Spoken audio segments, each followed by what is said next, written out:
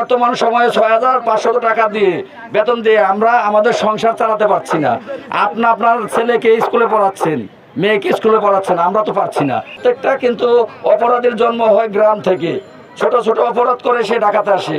গ্রাম থেকে আমরা নির্মূল করতে পারবো যদি আমরা শক্তিশালী হই।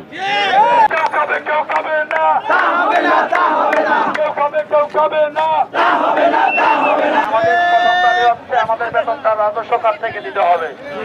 দ্বিতীয়ত দাবি আমাদেরকে অবশ্যই আমরা যেহেতু থানা পুলিশের সাথে কাজ করতে হয়, স্থানীয় সরকারে আমরা নিয়োজিত, কিন্তু বেশিরভাগ সময়টাই আমাদেরকে পুলিশ সদস্যদের সাথে কাজ করতে হয়। পুলিশ সদস্যদের সাথে কাজ করতে গিয়ে আমরা বিভিন্ন সময় হামলা মামলা সন্ত্রাসীদের বিভিন্ন কবলে আমরা পড়তে হয়। আমাদেরকে এটা বেশি পড়তে হয় আমাদের।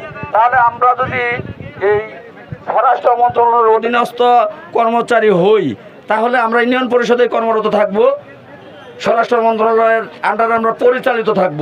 তাহলে আমাদের উপর হামলা মামলা হবে না।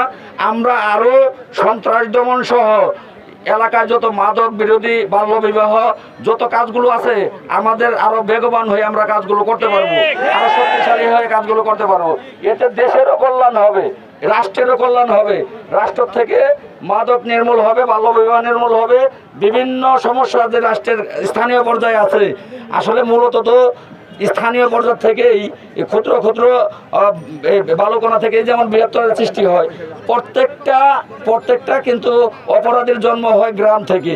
ছোট ছোট অপরাধ করে সে ঢাকাতে আসে। গ্রাম থেকে আমরা নির্মূল করতে পারবো যদি আমরা শক্তিশালী হই। তো আমরা দাবি সব বাদ দিলাম। 2 দফা দাবির জন্য আমরা এখানে অবস্থান করব। তো সেক্ষেত্রে 2 দফা দাবি যদি আমাদের মেনে নেয়, আমরা চলে যাব।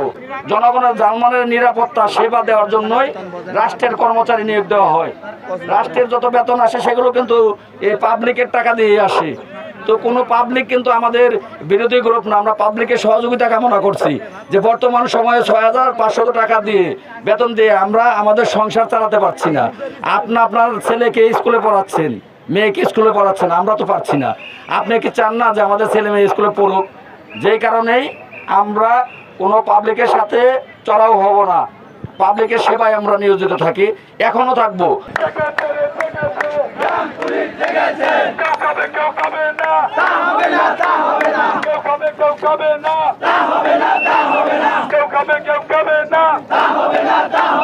আমাদের দাবি মানতে হবে। আমাদের দাবি না মানিলে রাজপথ ছাড়ব না।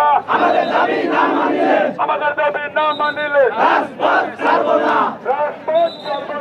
আমাদের দাবি না মানিলে পুলিশ জেগেছে। জাতীয়করণ